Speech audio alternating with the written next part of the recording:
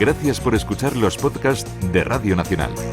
Acceda a todos los programas en rtv.es/a la carta. Espacio en Blanco. En Radio Nacional de España, con Miguel Blanco.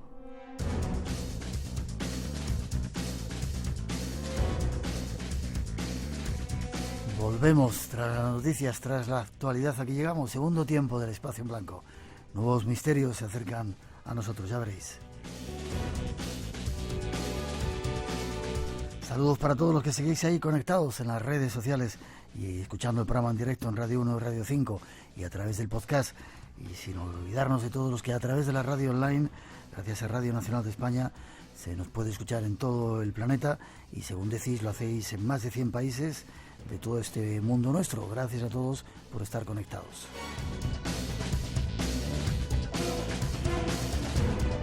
Y para seguirnos vamos a descubrir un testimonio único, ya veréis, exclusivo. Tras esa introducción os lo ofrecemos.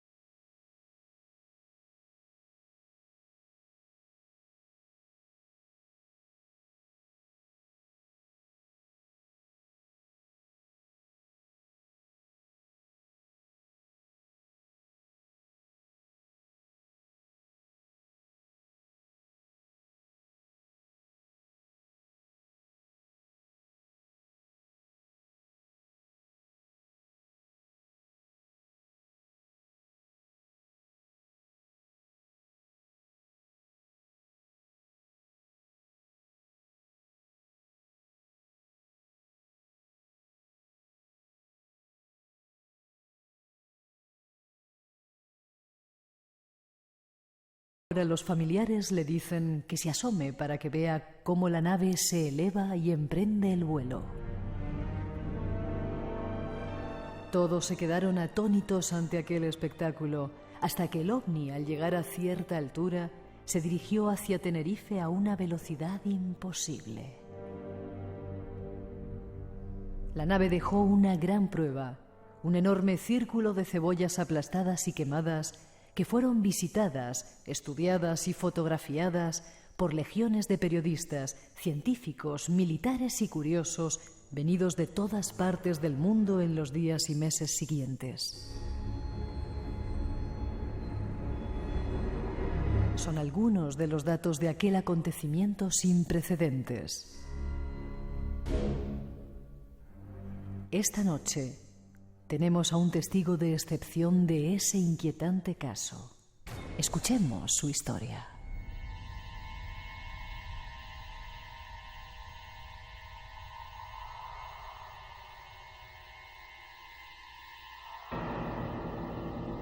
No hace mucho tuvimos una sorpresa. Una de las muchas comunicaciones que tenemos en el Espacio en Blanco nos sorprendía. Llegaba desde Estados Unidos, desde Chicago concretamente, y era el hijo de un personaje que acaparó la atención en los años 70. Francisco Padrón, hasta Chicago, Estados Unidos, nos vamos para hablar con él. Buenas noches.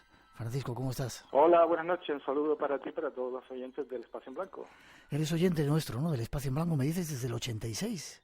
Sí, 86, incluso yo creo que pelín antes. Yo me acuerdo de los inicios del programa cuando era un chaval, sí. Yo creo que fue antes porque a tu papá le entrevistamos y ya estábamos haciendo radio.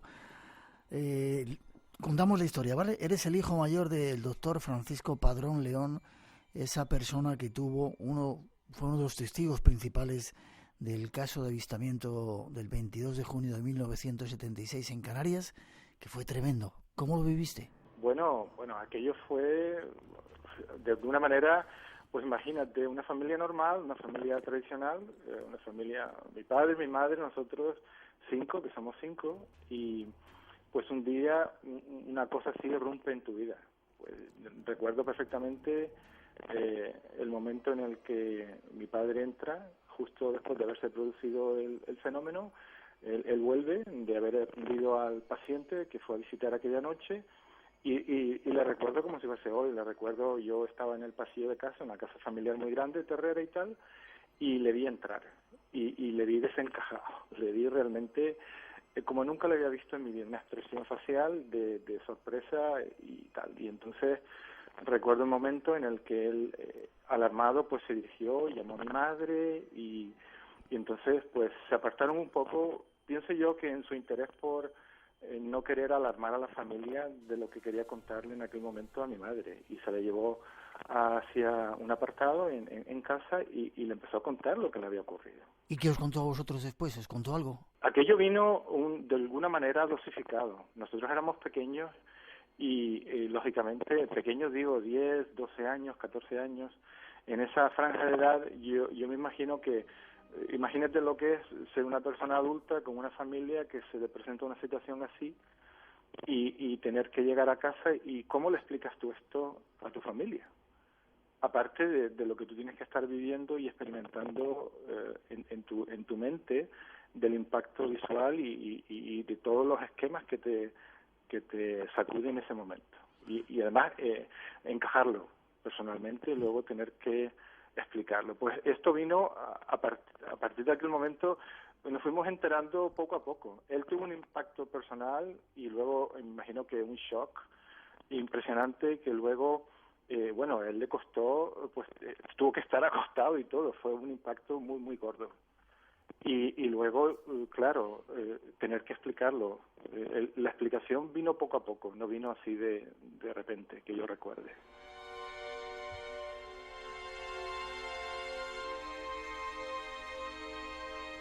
Lo que sabemos de la experiencia, Francisco, es que tu papá, no sé si iba o volvía de ver a ese paciente y vio en un campo de cebollas, creo recordar que era una esfera transparente con extraños seres dentro. ¿Fue así más o menos como os lo contó?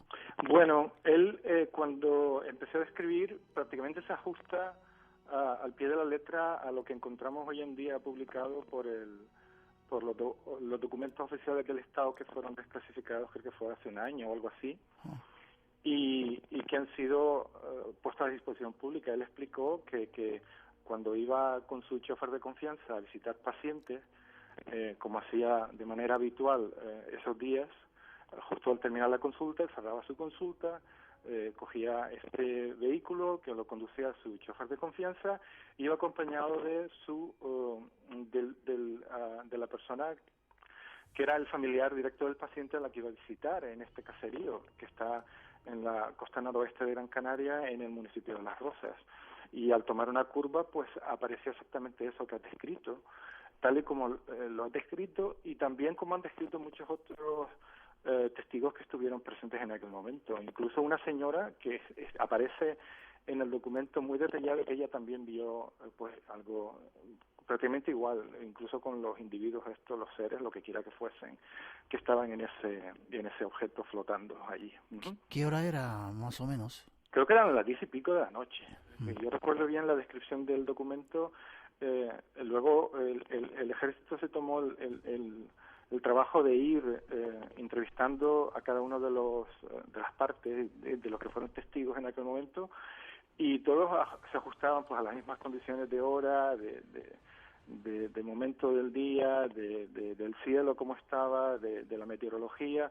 La descripción fue muy detallada, cada uno con un nivel cultural diferente. Lo que pasa que yo pienso que la relevancia del testimonio de mi padre fue porque su cualificación profesional, por su nivel intelectual, si podríamos decir así, pues de alguna manera aportaba un grado de credibilidad que no es habitual en muchos de estos casos, ¿no? Entonces, claro, o lógicamente pienso que fue lo que lo puso en el centro de atención, porque claro, ¿quién le interesa poner a disposición de un escrutinio tan grande pues todo lo que es el prestigio personal y profesional sin necesidad. Y como luego ya más adelante hemos tenido la oportunidad de vivir en familia, con todo lo que acarreó esto con el paso del tiempo, ¿no? Yeah.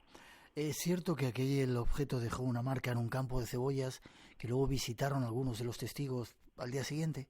Sí, en aquel momento creo que luego un grupo de investigadores y periodistas fueron al campo y detectaron marcas en el suelo como quemaduras o algún tipo de irradiación que dejó algo en el sedimento, en el suelo y tal.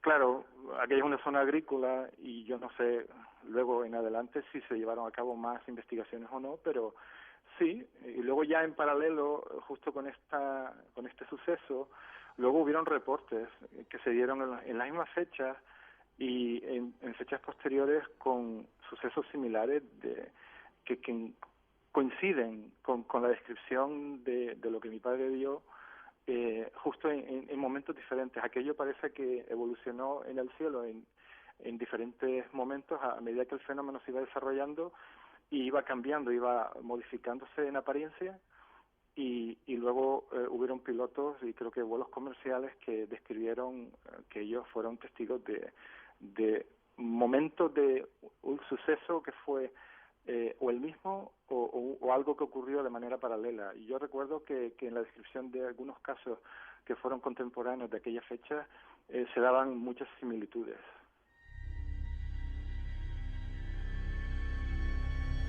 Sigamos, si te parece, en tu casa. Alguien nos contó que, bueno, fue el ejército a tomar declaración a tu padre y que le prohibieron hablar del caso bajo amenazas. ¿Cómo fue así? Sí, mi padre fue muy vehemente en ese asunto porque él lo consideró como una intromisión en lo que era la privacidad y el entorno familiar. Mi padre nunca tuvo interés en ser una persona pública, ni ninguno de nosotros, nadie de la familia tuvo interés de explotar el tema, ni de hablar, ni de describir nada más allá de lo que fue del dominio público. Y cuando empezó a haber interés, porque claro, aquello en una comunidad pequeña, como es un entorno insular, empieza a correrse la voz y empieza a hacerse público y la prensa empieza a proyectar el fenómeno más allá de lo que hubiera podido nosotros desear, pues lógicamente te ves expuesto y la exposición fue muy muy grande hasta el punto de que intervino el ejército y cuando el ejército vino a casa, pues tuvieron una conversación con él y yo le recuerdo a él muy indignado, muy enfadado, porque dice que había recibido amenazas directas de que si empezaba a utilizar los medios de comunicación para describir el tema, pues ellos se encargarían de alguna manera o de desprestigiarle personalmente o profesionalmente o de alguna forma. No fue una invitación positiva, fue una invitación al silencio de esta manera que lo describió en su momento. Ya. ¿Era ejército o eran hombres de negro, como también se ha contado? No, en absoluto. El ejército fue pues un señor de la comandancia del ejército de aire, creo que era de la delegación territorial de Canarias, que estaban aquí, no recuerdo su nombre, mi padre creo que era un señor que se llama Munais, creo que era. Y dice, es que me vino y tal, y él cada vez que le recordábamos el tema pues lo hablaba y con bastante indignación, porque él lo consideraba, pero si esto es lo que ha pasado, esto es lo que he visto, yo no tengo necesidad, yo no he ido a buscar el fenómeno se me planteó a mí y ¿por qué tengo yo que omitirlo o dejar de describirlo o dejar de si es algo que me ha ocurrido? Y claro, ahí hubo un conflicto por los intereses probablemente, creo yo, del ejército. Pues respecto, por ejemplo, como pasa aquí en Estados Unidos, que cuando hay asuntos que tienen que ver con el espacio aéreo, seguridad nacional, lógicamente, pues estas entidades militares desean averiguar qué hay antes de discernir si esto es del dominio público o no. Ya. Yo tenía mucha relación en ese tiempo, sigo teniéndola con Canarias. Traté varias veces de entrevistar a tu padre y no lo conseguí hasta hace, relativamente poco tiempo. Tuvo que pasar mucho tiempo para que tu padre volviera a hablar. ¿Es cierto así? Bueno, muy muy pronto, cuando te ves expuesto, una familia se ve expuesta a un fenómeno así, te das cuenta que lo que trae no es necesariamente positivo. La exposición a todo lo que rodea el entorno de lo que es el mundo del ovni y la ufología, atrae una cantidad de historias que no son necesariamente positivas. Yo remarco esto porque me he dado cuenta que, a fin de cuentas, todo el mundo parece tener una explicación, todo el mundo parece tener una idea de lo que hay, de lo que es, y a fin de cuentas son distracciones y a veces son oportunismos que ocurren cuando se ve gente que ha sido testigo, no lo voy a llamar víctimas, pero testigos de toda esta historia, pues claro, te despierta la curiosidad y te convierte fácilmente en una fácil presa, diría yo, para pues gente que es oportunista, que explotan el tema para desviarlo, para utilizar a los testigos, te empiezan a decir que si eres una persona que es elegida, que no sé qué, que no sé cuánto, multitud de situaciones, multitud de gente de todos los tipos aparecen en tu casa, tocándote en la puerta. En sí, el fenómeno te sustrae a una exposición que tú realmente no has podido controlar hasta que empiezas a darte cuenta de que el fenómeno es otra cosa, creo yo. Al día de hoy pienso yo que es otra cosa, más que fuegos artificiales y luces en el espacio y seres. El fenómeno es otra cosa. Lo que ocurre es que es una múltiples expresiones de algo muy distinto. Ahora vamos a entrar en eso, ¿y te parece? Han pasado más de 40 y tantos años de esta experiencia. ¿Qué crees que fue? Independientemente de que entremos en ese otro fenómeno o en esa otra interpretación. ¿Qué creía tu padre que era? Bueno, ¿entidades extraterrestres? ¿qué pienso yo que es al día de hoy? ¿O tu papá? Bueno, mi padre pues piensa... ¿O tu papá qué pensaba que era? Mi padre pensaba que él realmente vio un tipo de entidad, probablemente no terrestre, y que estas entidades estaban pues casualmente interfiriendo, haciendo sus cosas, y él pues casualmente pues coincidió que les vio cuando estaban haciendo sus cosas. Cuando esta gente interfirió, estas entidades interfirieron, él pues no sé si casualidad o no, porque yo dudo mucho de la casualidad, pues estuvo presente en aquel momento. El tema de la interferencia, pienso yo, que es por donde va el asunto, pienso que fue una de tantas interferencias de uno de los tantos tipos de entidades que hay por ahí interfiriendo. A mí me gusta siempre, últimamente, hacer referencia a la teoría que creo que fue en el año 2012, que Carlos Canales y Jesús Callejo, que son pues investigadores bastante científicos, hicieron, que es la teoría de la intrusión. Yo pienso que mi padre fue testigo de una intrusión. Hablaremos de ello ahora. Esta noche el Espacio en Blanco, conectado con Estados Unidos, con Francisco Padrón, el hijo de ese doctor que vivió uno de los casos más increíbles acerca del mundo de los ovnis. Espacio en Blanco, en Radio Nacional, con Miguel Blanco. Como decimos con Francisco Padrón. Brevemente, ¿cómo se vive el fenómeno en los Estados Unidos? Decías Carlos Canales, Jesús Callejo, pero también hablabas de Linda Moulton Hope, que parece que ha sacado una teoría en la que relaciona un montón de fenómenos, no solamente el mundo de los ovnis, apariciones, etcétera, etcétera. ¿Crees que va por ahí el asunto, que el tema de los ovnis es algo mucho más complejo y que quizá por eso hay esa cortina de humo? Uy, muchísimo, mira. Es algo que a mí me gustaría dejar bien claro, y es que probablemente hoy en día es Linda Moulton Howe quien es la que está liderando todo lo que es el ultimísimo, no llamaría tendencia o la última teoría respecto de por dónde va el tema. Estados Unidos no se quedó en Roswell, ni mucho menos. El fenómeno está súper vivo, está muy dinámico, y últimamente, después de que Linda haya empezado a conectar ciertos puntos, probablemente ella ha recogido el testigo muy en similitud con lo que Callejo y Canales hablan acerca de la intrusión, pero es que ella ha tenido acceso a unas fuentes que probablemente solo se podían dar en un entorno como es los Estados Unidos, y que ella tiene confidentes del mundo de lo que es militar, y que se le han acercado a ella. Entonces ella comenzó trabajando en los años 80 y 90 con el tema de lo que era la mutilación de ganado. Ella es una periodista científica totalmente ajena a todo lo que es conspiranoia, y resulta que en un momento determinado se se le adjudica un documental, porque los documentales que hacían era acerca de temas del entorno, de contaminación de agua, de no sé qué, o sea, era como dicen aquí, una environmentalist, que era una persona que es preocupada por el entorno y con una responsabilidad de llevar la verdad a los medios.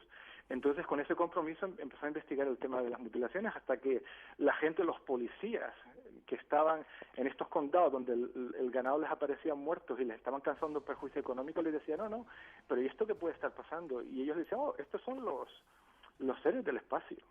Y se quedaban tan anchos. Y él decía, ¿cómo es que un señor, un policía de un condado aquí perdido, me dice que esto lo están haciendo? Entonces, ella se ha tomado el fenómeno como muy en serio, y entonces por el rigor profesional que tiene, mira, ella es un máster en Stanford, ella no es una periodista, digamos, sin una formación nada, digamos, no importante. Ella es una señora que lleva años con un rigor científico periodístico que es muy, muy loable. Entonces, claro, cuando se le acercan todo este personal militar a darle confidencias, cuando, por ejemplo, se retiran, ella lo coge todo con muchas pinzas y con mucho cuidado y empieza a investigar si las fechas se ajustan a donde este personaje que dice que ha pasado algo, pues esta persona que dice estaba haciendo un servicio, digamos, en no sé qué destacamento militar. Ella busca todos los archivos y coteja fechas y ha llegado a la conclusión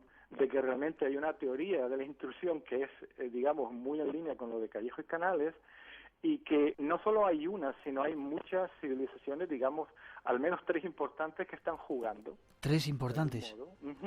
3 importantes. Ella habla claramente de al menos 3 civilizaciones que están y han estado desde los tiempos inmemoriales pues utilizando a la humanidad como proxies en un juego geopolítico dentro de su mundo.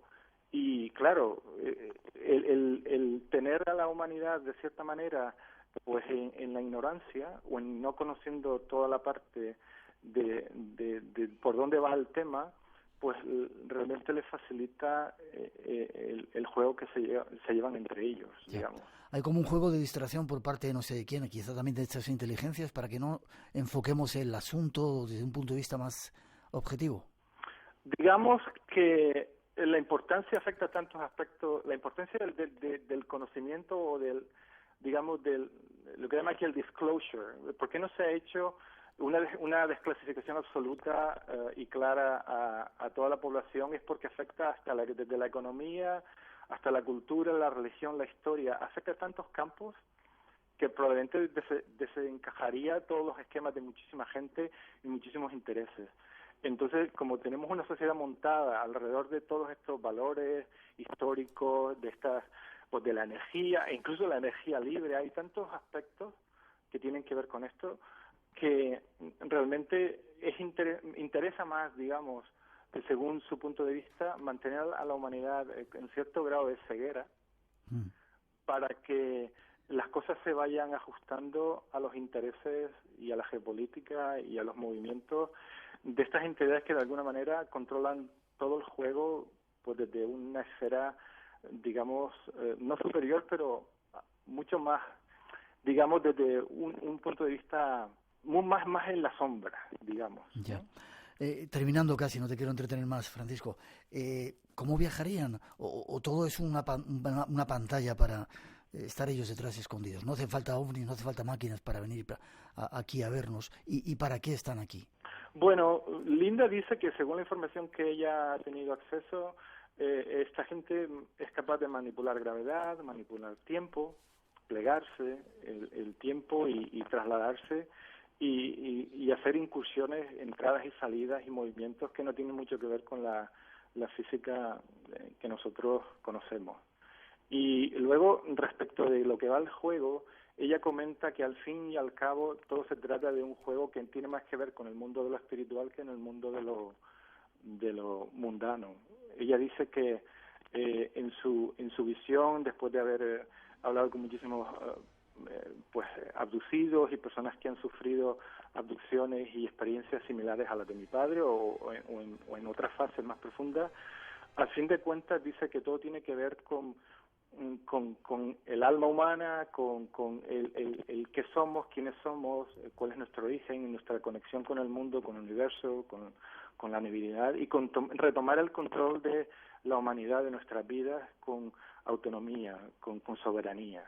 Al fin de cuentas, el interés de Linda, dice ella, lo repite muchísimas veces cuando habla para el público, es que a ella no le interesa nunca más ya el juego de luces, de colores en el espacio. Lo que le interesa es que el hombre sepa, porque sabiendo seremos libres, y así nunca nadie volverá a estar nunca de rodillas por ignorancia.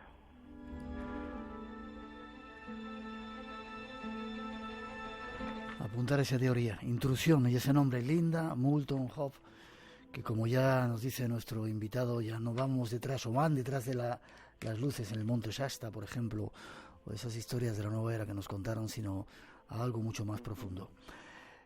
Francisco, ha sido un placer. Pues mira, igualmente, pues gracias por darme la oportunidad, y yo te digo, encantado después de tantos años de haber sido invitado por ti, y un saludo para ti y a todos los seguidores, y a la EGM, que sí, que habemos muchos en Estados Unidos y en muchísimas partes del mundo siguiendo el programa.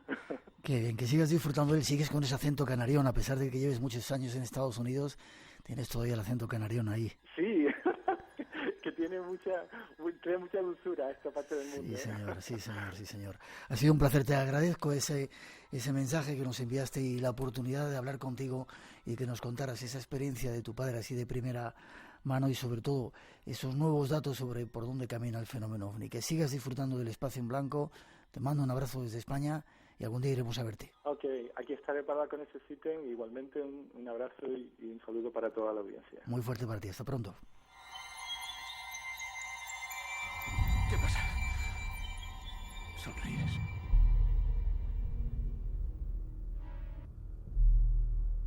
No puedo creerlo. Quieren que vayamos a buscarlos. Estas imágenes pertenecen a excavaciones de distintos continentes. Civilizaciones antiguas que no tuvieron contacto entre ellas. Y aún así, aparece el mismo pictograma en todas. Es un mapa celeste. No, no es un mapa. Es una invitación. Una ventana abierta hacia otros universos. Espacio en blanco. En Radio Nacional de España. Con Miguel Blanco.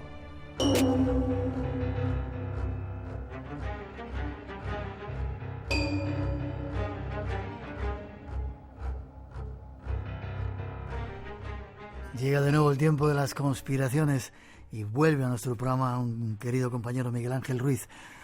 Encantado, ya está. Buenas noches, Miguel Ángel. Muy buenas noches. Qué placer que vuelvas. Encantado, como siempre, ya lo sabes. Has estado por ahí perdido un poquito haciendo otras cosas. Ingeniero, yo ya no sé qué especialidad tienes. Ingeniero de eso que hay que estudiar un mogollón para, ¿no? Soy ingeniero de telecomunicaciones, trabajo en navegación aérea, pero sobre todo ahora, y es lo que yo creo que últimamente más me tiene absorbido, es el tema de la sociología, pues para traeros conspiraciones pues de calidad. Y visto en uno de los mensajes que me mandaste que has hecho en la Universidad de Distancia, era un tema para averiguar la verdad. En neurodetectores de mentiras, sí, era un curso de neurociencia, un tema que si quieres podemos tratar otro día. Y es una evolución de lo que era el antiguo detector de mentiras, el polígrafo de toda la vida, que ahora, a la luz de los nuevos conocimientos de neurociencia, pues están saliendo nuevos prototipos que bueno, están dejando alucinada a mucha gente y que además, adelanto ya, tienen un lado oscuro detrás. Miguel Ángel Ruiz, nuestro compañero, nos habla de conspiraciones, de esos avances que a veces nos plantean, pero que por detrás tienen una cara oscura. Vamos a descubrir hoy otra.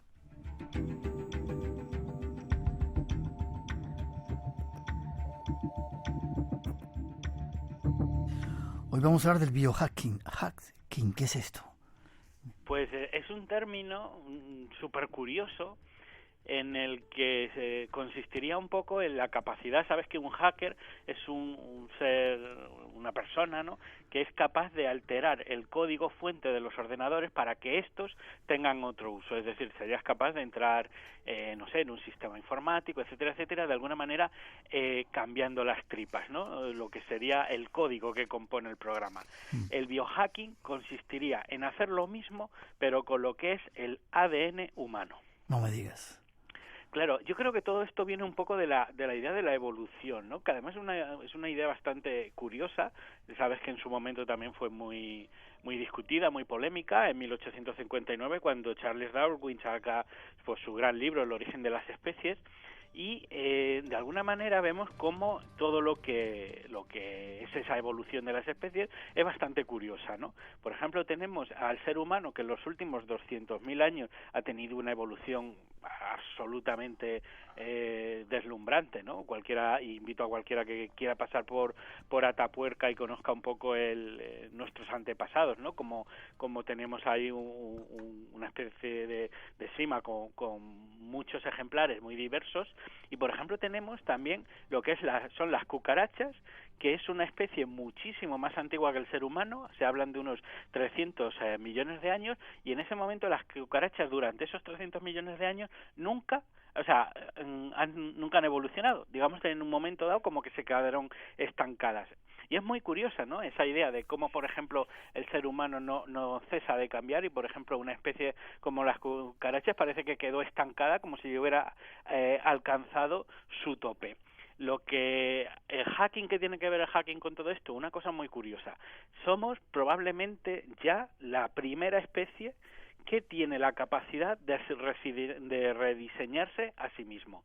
Es decir, tenemos ahora mismo, estamos alumbrando ya una tecnología que se llama CRISPR, que obedece al acrónimo repeticiones palindrómicas cortas, agrupadas y regularmente interespaciadas. ¡Joder! Y eso lo que viene a ser, para que la gente lo entienda, es una especie de pinzas moleculares en el cual nosotros podemos cortar y pegar trocitos de ADN hasta ser capaces de editar nuestro ADN.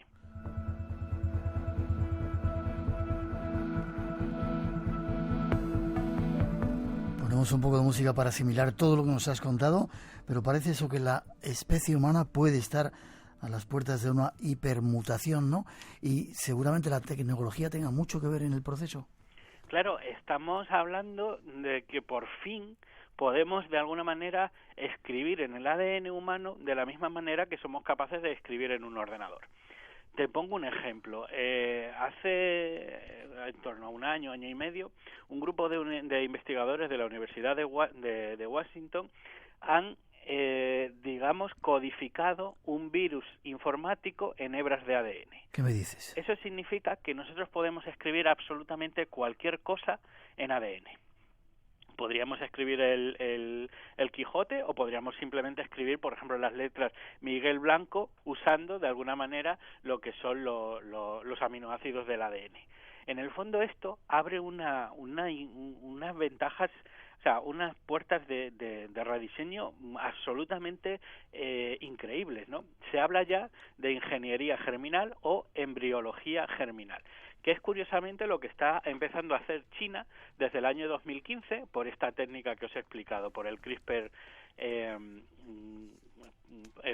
y una variación última que se llama Cas9, y en el fondo lo que estamos haciendo es que, como acordaros que ya desde el año 2003 tenemos una especie de mapa con todos los genes de todo el genoma humano, ¿no?, el que se llamó Proyecto Genoma Humano, y que en el fondo lo que es una gran colección de todos los genes posibles que tiene el ser humano, que son unos 25.000.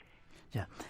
Cuando se hizo ese mapeo del ADN humano, se llegó a descubrir que uno puede llegar a ver las enfermedades que uno va a padecer, cómo va a ser su vida en el futuro, ¿no? Sería como alta tecnología hacia el futuro, e incluso, utilizándolo bien, los padres podían tener hijos a la carta como quisieran, ¿no? Exactamente. Exactamente, pero en 2003 lo que no teníamos todavía era el CRISPR, que en el fondo es la técnica que nos permite, digamos, editar uno a uno cualquiera de los genes que tenemos. Lo que has dicho es muy correcto, eso se llamaría el genotipo. El genotipo, por ejemplo, son todos los genes que pueda tener una persona, digamos, toda tu información genética, se puede sacar tu genética personal, y luego está el fenotipo, que son aquellos genes que se expresan en el medio ambiente. O sea, que se expresan en una persona concreta, porque el problema, y ahora lo veremos, que esto tiene un lado oscuro, y ahora diremos por qué, es que no hay una relación directa, o todavía no entendemos por qué algunos de los genes que nosotros llevamos se acaban expresando, por ejemplo, pues por ejemplo en la altura, en el color de pelo, en la inteligencia, etcétera, etcétera, y otros realmente no. Todavía hay mucho que averiguar en este tipo de cosas, pero se está avanzando. Y se está avanzando hasta el punto de que están empezando a salir lo que llamamos los biolenguajes de programación, que serían, igual que cuando tú programas ordenadores, quieres hacer una aplicación informática, diseñas un programa de ordenador escribiéndolo con un lenguaje, lo que estaríamos aquí con estos biolenguajes de programación sería, de alguna manera,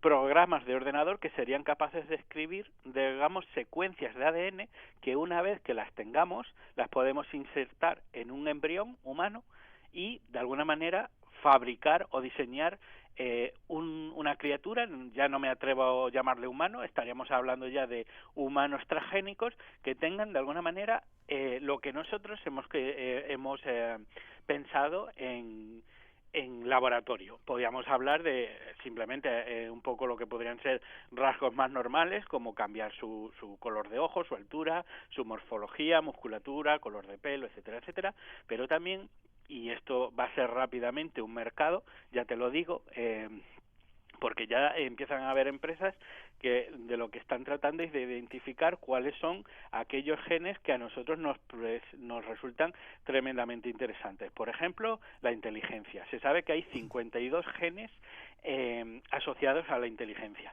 Entonces, lo que se está haciendo, digamos, con este incipiente campo de la embriología germinal, es cogiendo, por ejemplo, óvulos, espermatozoides o mejor embriones, es decir, cuando ya el espermatozoide fecunda el óvulo, ahí tenemos, digamos, una serie de información genética, de ADN, y variando con esta técnica, variando uno a uno los genes como si fueran pequeños interruptores, cortando y pegando, lo que podemos hacer son, de alguna manera, seres humanos, si bien no a la carta, porque el problema de que no es a la carta, porque nos falta mucho para entender cómo esos genes luego se van a traducir en una criatura, en un ser con nuestras, digamos, con aquellos rasgos que nosotros hemos identificado, es decir, nos falta todavía mucho de cómo controlar el proceso final, pero de lo que estamos hablando ya es, como digo, hackear en el fondo ese código fuente que parece ser el ADN, que probablemente venga del universo, de Dios, de la naturaleza, no sabemos,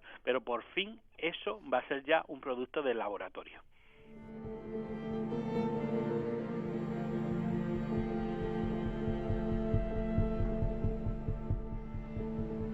Ponen los pelos de punta, Miguel Ángel, tanto las cosas, avances que se pueden llegar a dar, como lo que subyace detrás, que ahora seguramente vamos a ver. Sería como hacer Frankenstein, ¿no? Revivir a ese personaje. Y aquí veo que tienes datos que se podían hacer ovejas, que son un 15% humanas, y que se puedan usar para trasplantes de órganos con humanos, vacas que producen insulina, peces que brillan en la oscuridad.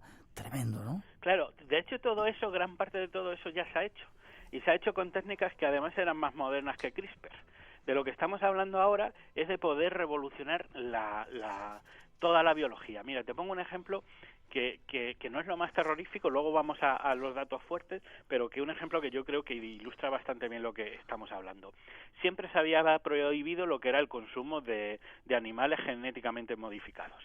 Es decir, un animal genéticamente modificado viene a ser un poco, digamos, la propiedad de una corporación, de una gran empresa, y en el fondo lo que poseemos es una especie. Hablamos de lo que fue el salmón, un salmón en el que se le modificaron una serie de genes para que creciese al doble de su velocidad normal. Este salmón ya estaba listo en 2010, no se ha aprobado por el gobierno de Estados Unidos, por lo que era la Administración de Alimentos y Medicamentos, hasta 2015, precisamente por ya sabes, por lucha que tenemos siempre entre los transgénicos sí, transgénicos no, pero de lo que estamos hablando es que con esto podemos hacer prácticamente cualquier cosa. Salmones que en pocos meses tienen un tamaño inmenso, que ayudarán a paliar el hambre en el mundo y otra serie de cosas. Luego tendremos que ver también esto al final cómo sale, porque ya bien cualquiera que siga el espacio en blanco, el tema de las conspiraciones, sabemos que una cosa es lo que nos dicen, esa es parte de propaganda, y luego es lo que será real. También vimos, por ejemplo, con el tema del tomate y muchas veces el pollo y tal, cuando ya se han empezado a producir a nivel ciertamente como industriales, el sabor no es el mismo. Yo tengo mis dudas con este salmón, pero en el fondo podemos hacer cosas, 1000 cosas. Sabes que, por ejemplo, tenemos un problema de contaminación de plásticos impresionante. En el Pacífico hay una isla que prácticamente, una isla de desechos de plásticos flotando a la deriva en el Pacífico, que tiene el tamaño de prácticamente 3 o 4 veces España, y lo que se están trabajando, por ejemplo, en bacterias que sean capaces de devorar ese plástico, con lo cual de alguna manera vas quitando el problema. ¿Y ahí las bacterias luego en qué se convierten? Buena pregunta. Habría que preguntar, ¿no? Buena pregunta. A mí este tipo de cosas me recuerda un poco como cuando metieron conejos en Australia pensando que no habría ningún tipo de problema y etcétera. Pero a mí lo que ahora mismo yo creo que está pasando, y yo creo que esto es ciertamente preocupante, es que esta tecnología ya está, digamos, en los medios de comunicación. Cualquiera que se informe pasa de alguna manera, pues puede llegar a toda esta información, pero yo ahora mismo estoy absolutamente seguro, convencido, y lo quiero compartir con todos los oyentes de Espacio en Blanco, que en algún remoto lugar del mundo, probablemente laboratorios secretos, yo creo que alguien está haciendo experimentación con seres humanos. Y te cuento por qué. Si ya tenemos la capacidad de editar genes en embriones y ver qué tipo de personas salen, aquí el problema no es tanto la tecnología, porque la tecnología ya la tenemos. El problema es esto cómo lo pruebas. Porque cuando empiezas al final todo es una especie de juego ensayo-error. Cuando tú empiezas a modificar genes para ver si eres capaz de dar con el color de ojos, aunque lo tengas identificado, también una cosa es tenerlo identificado y otra manipularlo. Si tú, por ejemplo, te metes en la carrera por conseguir el niño probeta superdotado, y tienes que aprender a jugar con esos 52 genes que no sabes cómo se relacionan a priori, que tienes indicios, que tienes ideas, pero que no sabes exactamente qué va a pasar. Yo estoy seguro que tiene que haber sitios, laboratorios donde empiecen a producir seres que la historia es cuando tú empiezas a jugar, a toquetear en el fondo en la estructura más esencial de la vida, que es el ADN, para lograr cosas. Estoy seguro que habrá una cantidad de experimentos fallidos brutales. Gente, no sé si decir malforme, deforme, gente que probablemente tengan problemas mentales, gente que provoquen autismo, etcétera, etcétera. Yo estoy seguro que todo eso está ocurriendo, que se nos está ocultando, y que cuando lo tengan, no sé, probablemente digamos, esto emergerá en los medios de comunicación, como un poco cuando pasó la oveja Dolly. Hemos logrado clonar, pero los otros 40 experimentos y además es que aquí ya no estamos hablando de animales, estamos hablando de personas. Todos los experimentos fallidos con seres humanos para lograr esta carrera, estoy convencido que se nos están ocultando, y que en algún momento, en algún sitio deben de estar pasando cosas realmente espantosas, ¿no?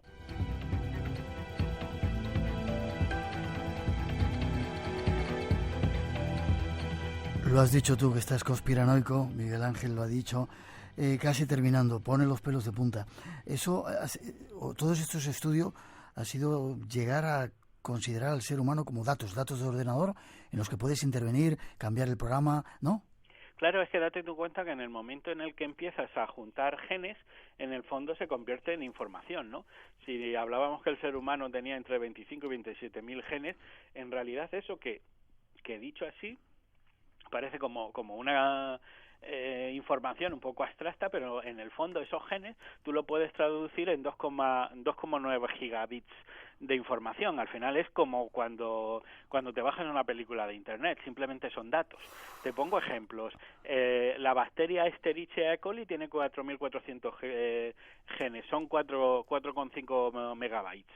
La mosca de la fruta, Drosophila melanomaster, tiene 13.700 genes que ocupan 180 megabits. En el fondo, al final, lo que estamos viendo es que se está uniendo lo que es la informática más tradicional con la biología. Esto ya no es ciencia ficción. Tremendo. Y lo tengo por aquí el dato, un espermatozoide, ¿cuánta información almacena? Curiosamente 37,5 megabits de información. En el fondo, quizás es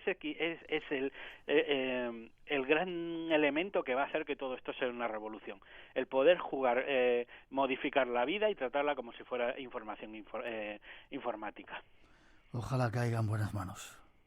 Desde luego, ese es quizás siempre ese es el gran problema. Y desde luego todo el tema de malformaciones y de monstruos necesarios que necesita una experimentación de este estilo para lograr lo que ya vemos que son humanos transgénicos que casi pues ya existen.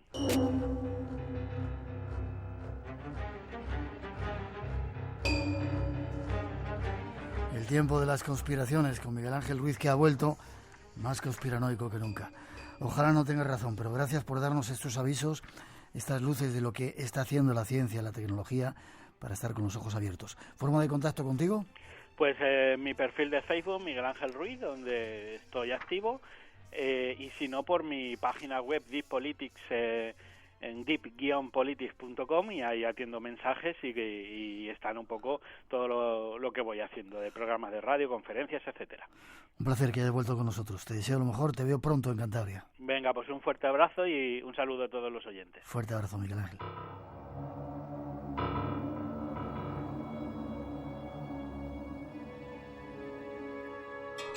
En los próximos minutos queremos invitaros a entrar dentro del misterio.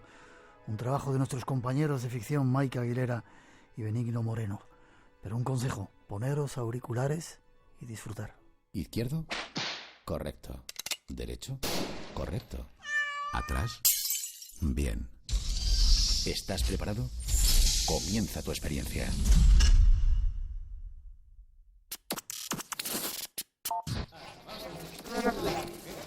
Es posible que ya escuche algo. Creo que no nos engañan. Sí, ha movido el pata. Es cierto. Espere que ajuste un par de grados. Ahora. Estaba un poco descentrado. No trate de hablar. Aún no están selladas las conexiones traqueales. 1, 2... No sé si recordará algo de lo que le ha sucedido.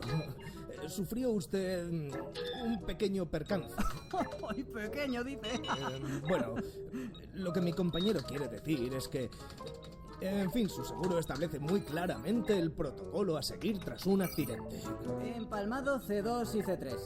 Ahora sentirá un zumbido en los miembros inferiores. Control. Parece que falla el empalme. Reajusto. Nuestro perito evaluó su estado in situ y la compañía activó inmediatamente el proceso de reubicación de lo único que se pudo recuperar indemne. Y C3. Ajustado. Prueba 2. Y por eso le hemos sometido a un trasplante de cabeza. Vamos con el bloque superior. Lamentablemente, su seguro es de empresa, ¿verdad? Y por tanto es de clase B. B de basura, láser. Por eso, este cuerpo es analógico. Anal, lógico, es una F. Y claro, la instalación puede ser más compleja. Esto no hay que lo enchufe. Aún así no sentirá nada. Ya conoce el lema de nuestra compañía. No hay dolor. Si hay color. A ver, intente mover la mano izquierda. ¡Ay! Atención, control. Está espejeando. Descarguen el parche de seguridad. ¡Ha roto un diente! Espero que tenga un seguro tipo D. Usted tranquilícese. Esto sucede a veces. Aunque ya no debería, ¿sabes? 98, 99 y 100. Listo. Mueva ahora la mano izquierda. Así. Apriete, suelte. Apriete, suelte. Control, extremidades superiores ajustadas. Vamos a erguir el cuerpo. Un momento. Antes deberían revisar los procesos torácicos. No hace falta, eso viene dado. No si soy yo quien tiene que firmar el indexado. Querrá decir no si soy yo quien va a cobrar el bonus. Venga, cumpla con su trabajo, hombre. El indexado. Control, revisión torácica. Modo analógico. Desviación a 4, 6, 3. Listo. Bueno, ya solo nos queda revisar la coordinación torácica y ya está. Podrá irse a casa para el posoperatorio. Respire hondo. ¡Por favor! ¡Control! ¡Revocación inmediata! ¡Revocación inmediata! Se lo avisé. Los niveles recuperan la normalidad. Usted no se preocupe, ¿eh?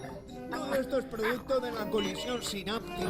A partir de ahora podrá hacerlo usted. Por suerte, nuestra puesta a punto es exhaustiva, como ve. La verdad es que estas cosas es mejor que sucedan en nuestras instalaciones, pero para eso hubiera debido ampliar su póliza a un seguro tipo A. De haberlo pensado antes. ¿Usted quiere concentrarse en su trabajo? Vale. No le haga caso. Cada uno vive según sus circunstancias. ¡Hala! Niquelao. Pruebe a dar unos pasos.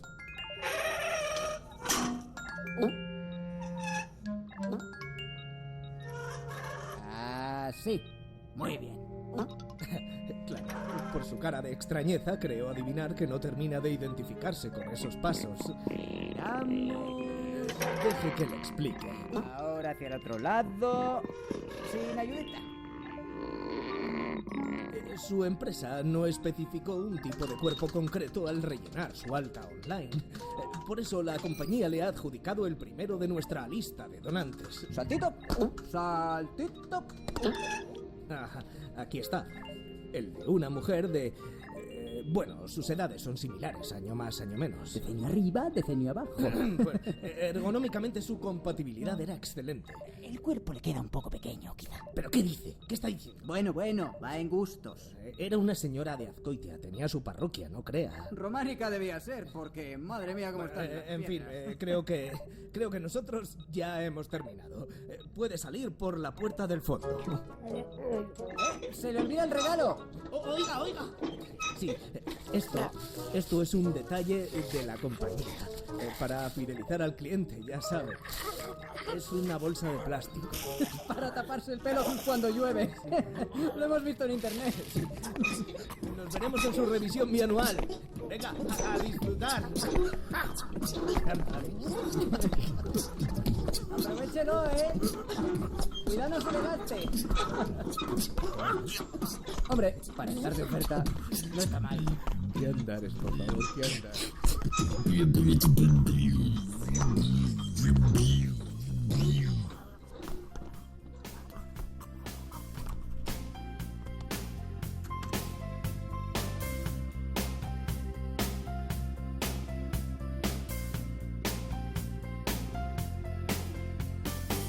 Terminamos por hoy. Esperamos que os haya gustado la aventura de este espacio en blanco en estas ediciones especiales de verano.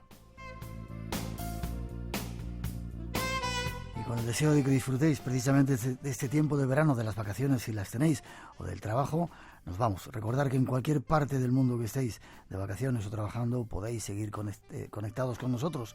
Radio Nacional de España se escucha en multitud de lugares.